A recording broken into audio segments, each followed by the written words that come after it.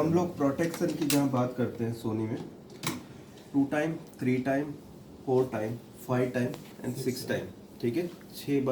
6 तरह के प्रोटेक्शंस है। उसमें से एक है 7 टाइम्स भी टेम्परेचर एरर। फर्स्ट है 2 टाइम्स, मतलब पावर सप्लाई से जो भी गड़बड़ी है, चाहे वो ये मॉसफेट से रिलेटेड हो जो इनपुट में लगा हुआ, ठीक है, या इससे रिलेटेड वोल्टेज डिवाइडर सर्किट जो कि आईसी के आजू बाजू में रहती है, ठीक है, उसमें गड़बड़ी हो तो भी वो 2 टाइम प्रोटेक्शन में जाएगा। अगर जो पावर सप्लाई के वोल्टेज डिवाइडर सर्किट में डिस्टर्बेंस हो तो, ठीक है, या 19 वोल्ट में कोई गड़बड़ी हो तो भी उसका फ़र्क आपको वो वोल्टेज डिवाइडर के वोल्टेज पे दिखेगा, जिसका असर आपको प्रोटेक्शन से मिलेगा, वो 2 टाइम प्रोटेक्शन में जाएगा, ठीक है। 3 टाइम प्रोटेक्शन के लिए ये जो आईसी है, साउंड आईसी, ठीक है, साउंड आईसी के अगर जो फ्यूज़ खराब हो गया, ठीक है, फ्यूज़ ओपन हो गया, 19 वोल्ट फ्यूज़ की दूसरी तरफ आ रहा है, लेकिन जो आईसी की तरफ 19 वोल्ट नहीं आ रहा है, वहीं से एक वोल्टेज डिवाइडर आईसी तक आता है, ठीक है। तो उस केस में क्या होगा कि ये वोल्टेज डिवाइडर आपको ये रेफरेंस देगा कि यहाँ पर वोल्टेज नहीं है, और ये उस तरह के प्रोटेक्शन में चले जाएगा जैसे कि 3 टाइम में, अगर जो ये ऑडियो सर्किट में कोई कनेक्शन फेलियर हुआ तो, ठीक है। एक तो ये हो गया 3 टाइम। 4 टाइम मतलब क्या होगा कि आपके जो पैनल के जाने वाले 12 वोल्ट जो यहाँ पर आईसी लगी हुई है, ये वाली, और ये कॉइल के थ्रू आउट हो रहा है एक फ्यूज़ के थ्रू यहाँ पर, या सैमसंग पैनल हो तो राइट साइड में, या एलजी, इसमें एलजी पैनल है तो यहाँ पर फर्स्ट पिन पे ये फ्यूज़ के थ्रू यहाँ कनेक्टेड है। फ्यूज़ और इस कनेक्शन के रास्ते में ही एक वोल्टेज डिवाइडर का ट्रैक जा रहा है जो कि एक रजिस्टर पे आएगा, और दूसरा एंड ग्राउंड हो रहा है रजिस्टर का, और जो जो जंक्शन है वो आईसी के अंदर जा रहा है, आइदर 100 ohms के थ्रू या डायरेक्टली। अब वो जो जा रहा है वो रेफरेंस पे फ़र्क कैसे पता चलेगा, क्योंकि यहाँ पर वोल्टेज बंद हो गया तो ये वोल्टेज डिवाइडर जो है 2 वोल्ट दे रहा था अभी तक, वो अब कोई वोल्टेज नहीं देगा, तो आईसी को मैसेज जाएगा कि इस लाइन में प्रॉब्लम है, और ये 4 टाइम प्रोटेक्शन में चले जाएगा, ठीक है। अब 5 time protection data and clock line के साथ लूप्ड है, ठीक है। सोनी में 5 टाइम प्रोटेक्शन, पैनल प्रोटेक्शन जो है डेटा एंड क्लॉक लाइन के साथ लूप किया हुआ है, जो कि पैनल में एक ईप्रोम आईसी है जिसमें प्रोग्राम कंपनी ने रखा हुआ है। अगर जो वो आईसी कनेक्ट नहीं होती, नई पैनल आप लगाते हो और वो आईसी से उसका कनेक्शन नहीं होता है डेटा एंड क्लॉक का, तो ये 5 टाइम में जाता है, ठीक है। 5 टाइम प्रोटेक्शन आपको यहाँ पर एरर में 5 बार ब्लिंक बताएगा, और 6 टाइम ब्लिंक हो गया बैकलाइट प्रोटेक्शन। 7 टाइम है टेम्परेचर का प्रॉब्लम है, जैसे आपका टीवी बहुत देर चलने के बाद 7 टाइम में चले जाता है, तो आपको देखना है वेंटिलेशन का प्रॉब्लम, ठीक है। बहुत देर चलने के बाद अगर जो ये 7 टाइम में जा रहा है तो आपको वेंटिलेशन प्रॉपर करना है। अगर जो फिर भी ना हो तो फिर आपकी प्रोसेसर खराब है। अगर जो तुरंत ही 7 टाइम में जाता है तो आपकी प्रोसेसर कंफर्म खराब है, ठीक है। गर्म हुए बिना ही पहले ही 7 टाइम में चले जाता है तो वो प्रोसेसर का प्रॉब्लम हुआ। ये 4 टाइम प्रोटेक्शन चेक कर रहे हैं इसमें। अब सोनी में ये स्टैंड बाई मोड में अभी हमने ये टीवी ऑन किया, यहाँ पर टीवी ऑन हो गया, रास्टर आप देख सकते हैं यहाँ पर, ये 4 टाइम प्रोटेक्शन में चला गया,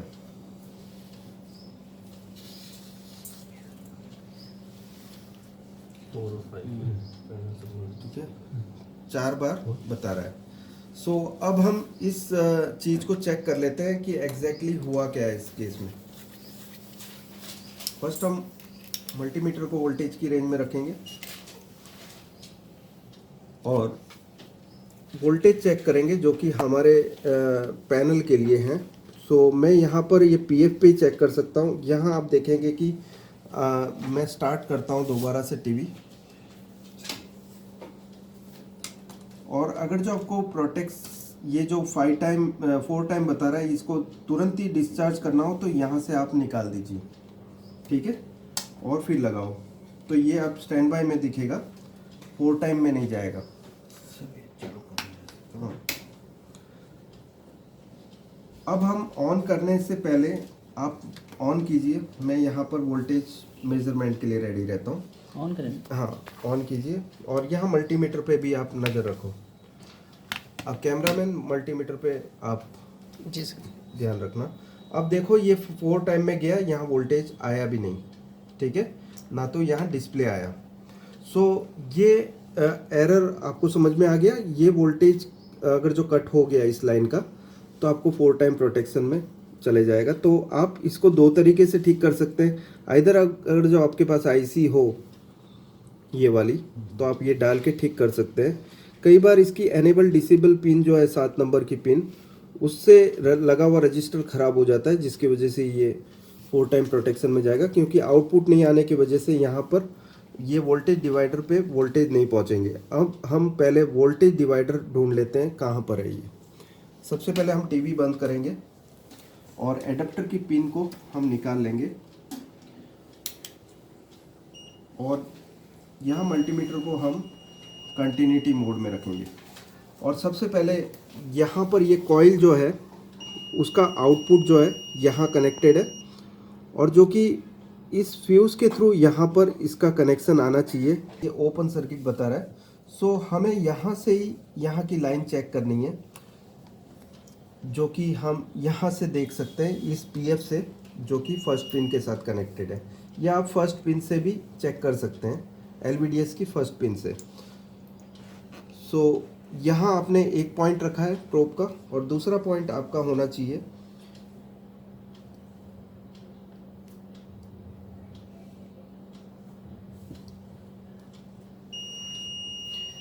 ये जो रजिस्टर है ये डायरेक्टली 12 वोल्ट की लाइन के साथ कनेक्टेड है, और ये रजिस्टर का जो दूसरा एंड है वो दूसरे रजिस्टर के साथ यहाँ पर कनेक्टेड है, ठीक है।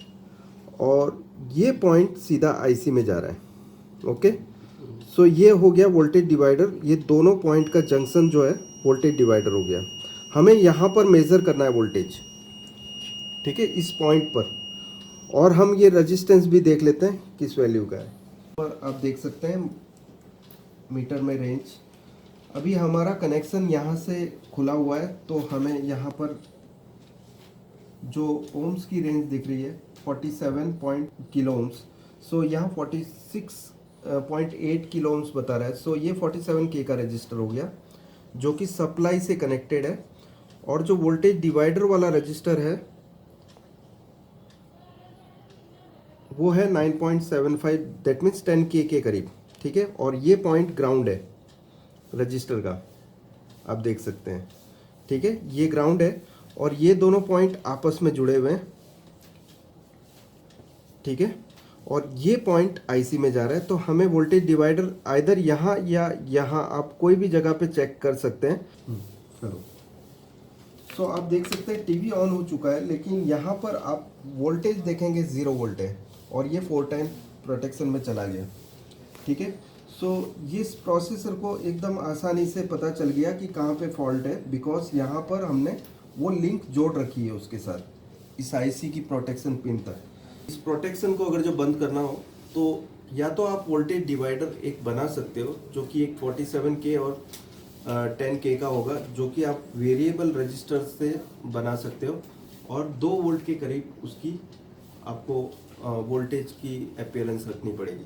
इसके लिए अगर जो मान लो कि आपका ये 12 वोल्ट अवेलेबल है, फिर भी 4 टाइम में जा रहा है, सो आपको उस केस में भी यही वोल्टेज डिवाइडर पे एक वोल्टेज देखना है चालू बंद होने से पहले।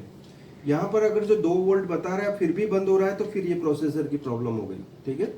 इसको रिपेयर नहीं किया जा सकता अगर जो ये 2 वोल्ट है इधर और फिर भी बंद हो जाता है। लेकिन यहाँ तो 0 वोल्ट था, इसको आप ठीक कर सकते हो। कैसे? एक वोल्टेज डिवाइडर बना के एक जो पिन है उस पर आपको 19 वोल्ट कनेक्ट करना है, दूसरी पिन पे आपको ग्राउंड कनेक्ट करना है, और सेंटर पिन को आपको अभी कनेक्ट नहीं करना है। पहले आपको वोल्टेज डिवाइडर का जो पॉइंट है ये ट्रिमर का, उसको घुमाकर यहाँ 2 वोल्ट लाना है पहले, ठीक है। आप डायरेक्टली पहले से ही घुमा के आईसी की पिन पर वोल्टेज, बड़े वोल्टेज नहीं दे सकते घुमाने के टाइम पर, हो सकता है आपकी आईसी खराब हो जाए, ठीक है।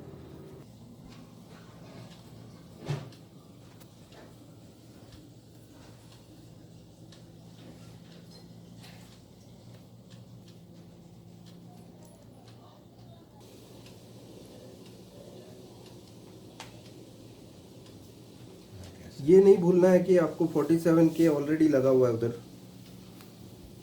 ठीक है, और 10K लगा हुआ है। 10K का चलो 47K तो ओपन हो गया क्योंकि 12 वोल्ट उधर नहीं है, लेकिन 10K तो ग्राउंड हो रहा है। सो उससे आपकी वोल्टेज यहाँ अभी हम जब कनेक्ट कर देंगे इस लाइन के साथ तो ये ड्रॉप हो सकती है, ठीक है, 10K की वजह से। वो बाद में आपको थोड़ा चालू में वेरिएशन करना है, लेकिन आप छोटे वोल्टेज को आप वेरिएशन कर सकते हो। के बीच में लगाना है। उस पॉइंट पे जो डिवाइडर है, एक तो ये हो गया 47K और ये 10K, दोनों के बीच और ये जो साइड है सीधी 12 वोल्ट के साथ कनेक्टेड है, और ये वाला पॉइंट ये 10K के साथ, और वो ग्राउंड हो रहा है दूसरा हिस्सा, और ये सीधा आईसी में जा रहा है। तो हमने ये दोनों पॉइंट पे लगाया है मतलब बीच में दो रजिस्टर के बीच में। या। सो अभी आप फिर से चेक कर लो एक बार कि आपने सही लगाया है कि नहीं।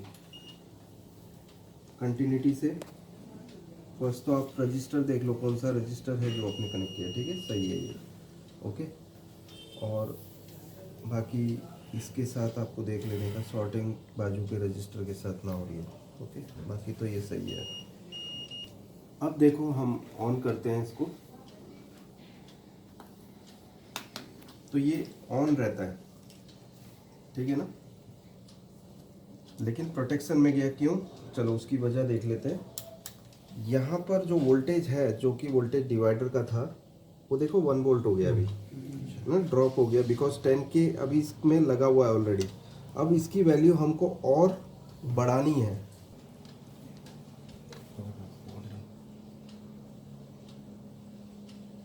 कितना हुआ, 1.3।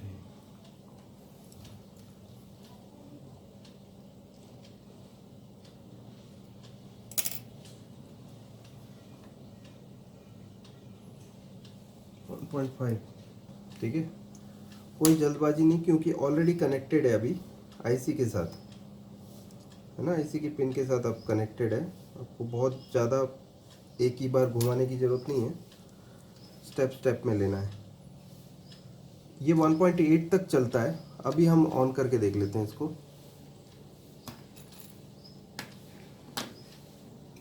और ऑन करने के बाद भी जो 1.82 वोल्ट बता रहा है। सो आप ये देख सकते हैं कि ठीक है,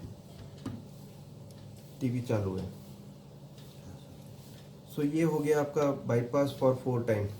ऐसे ही 2 टाइम के लिए कर सकते हैं। 2 टाइम के लिए आपको ये वाला पार्ट ढूंढना है, ये जो 19 वोल्ट है डायरेक्टली किस रजिस्टर के साथ कनेक्टेड है।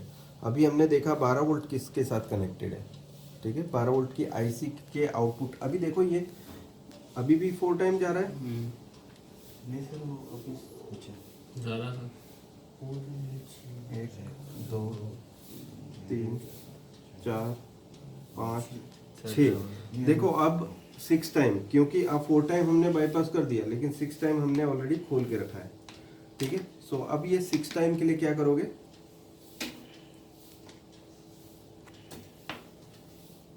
ये जो आईसी है, आईसी का नंबर BD9276 ना, तो इसमें लगी हुई आईसी BD9276 है, जिसकी 35 नंबर पिन को हमने ग्राउंड के साथ कनेक्ट कर दिया 10K रजिस्टर के थ्रू। अब यहाँ पर मैंने लगा रखा है 4K7 सीरीज में 2 लगा रखे हैं। सो ये 9.4K के साथ मैंने 10K मतलब 9.4K के थ्रू ग्राउंड किया हुआ है 35 नंबर की पिन को, बैकलाइट की ड्राइव आईसी की, ठीक है। अब हम कनेक्शन देके देख लेते हैं इसको। सो अभी आप देख सकते हैं कि ये स्टार्ट हो चुका है, इंटरसेक्शन ऑफ 2 पॉइंट्स उससे।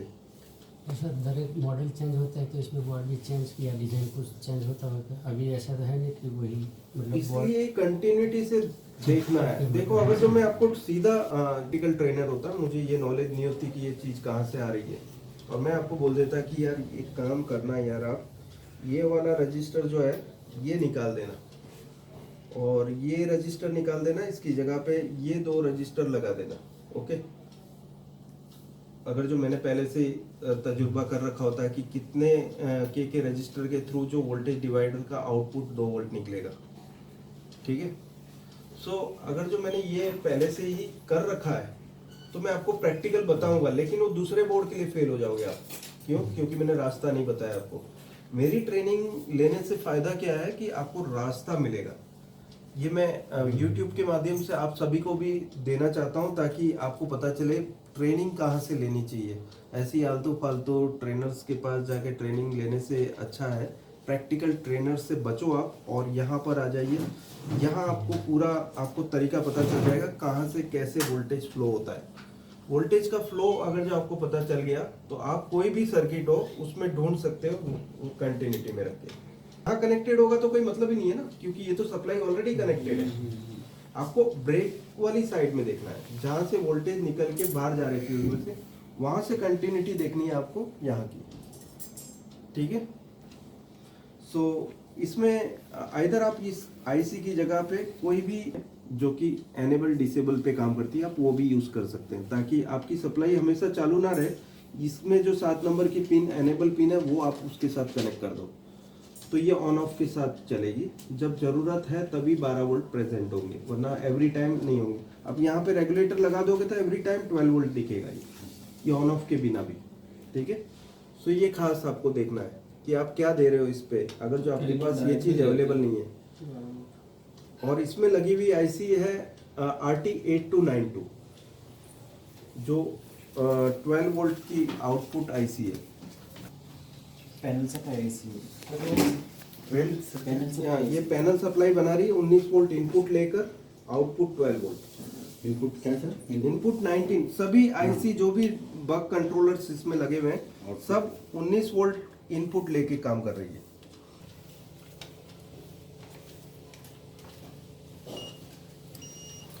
ये मेरा 19 वोल्ट है, ठीक है।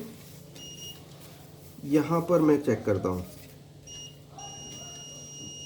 ये 19 वोल्ट यहाँ से, ओके। इस आईसी को मिले और यहाँ पर एनेबल डिसेबल पिन है 7 नंबर, इसको 3.3 वोल्ट प्रोसेसर से मिले, ठीक है। जब इसको 3.3 मिलेगा तभी ये 12 वोल्ट आउट भी निकालेगा, तो एनेबल डिसेबल भी बहुत ज़रूरी है। आप इसको ऑलवेज एनेबल्ड रख सकते हो, 100K के रजिस्टर के थ्रू 19 वोल्ट आप कनेक्ट कर दो तो ये ऑलवेज एनेबल्ड रहेगा। आप इसको एनेबल करके भी देख सकते हो, अगर जो ये आईसी ख़राब है या नहीं आपको देखना हो तो इस पिन को आपको 100K से सप्लाई देना है 19 वोल्ट। आपको 70K का रजिस्टर लेना है जो 19 वोल्ट से कनेक्टेड होगा सेंटर पिन पे, ठीक है। 70K 6 और 28K का रजिस्टर, 29K का रजिस्टर जो है वो आप कनेक्ट करोगे ग्राउंड को, 70K और 29K। और अगर जो आप ये डिवाइडर निकाल देते हो 10K तो आपको ये 47K हो जाएगा और ये वाला 10K हो जाएगा, ठीक है। हाँ, ये ट्रिमर प्रीसेट का ही काम करता है और ये सब दुकानों में नहीं मिलता एक्चुअली। अभी ये चलन में कम हो गया है।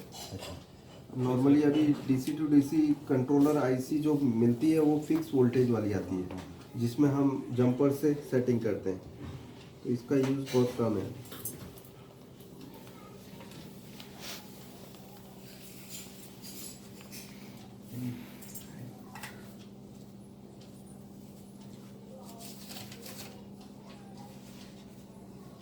इसमें इस बोर्ड में 3 टाइम नहीं दिया है, ठीक है। अगर जो मैं इसका फ्यूज निकाल देता हूँ ये आईसी में जाने वाला, तो ये 3 टाइम में नहीं जाता है। ये सेट को कनेक्टेड नहीं किया है वोल्टेज डिवाइडर के साथ। इसमें खाली 5 टाइम प्रोटेक्शन दिया है, 6 टाइम दिया है और 4 टाइम दिया है, 2 टाइम और 2 टाइम दिया है। सर एक और वाला सर में 1 टाइम आ रहा था सर, मैं ये आने से पहले अटेंड किया था, वो रेजिस्टेंस की वैल्यू है 400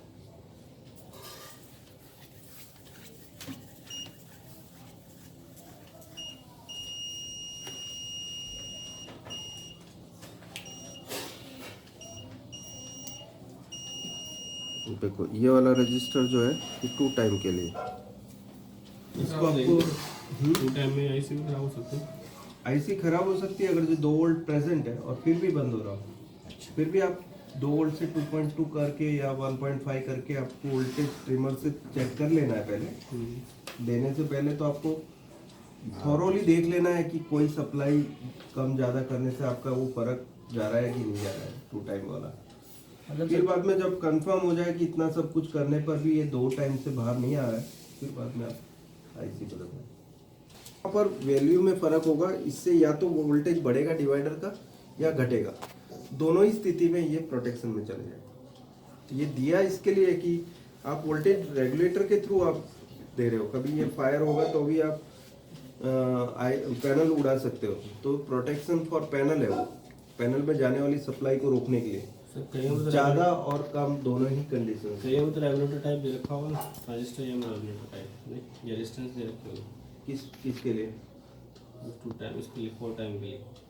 नहीं, रेगुलेटर नहीं होता है इसमें, जस्ट आपको ये Distance वोल्टेज मिलेगा। डिवाइडर से ही किया जाता है।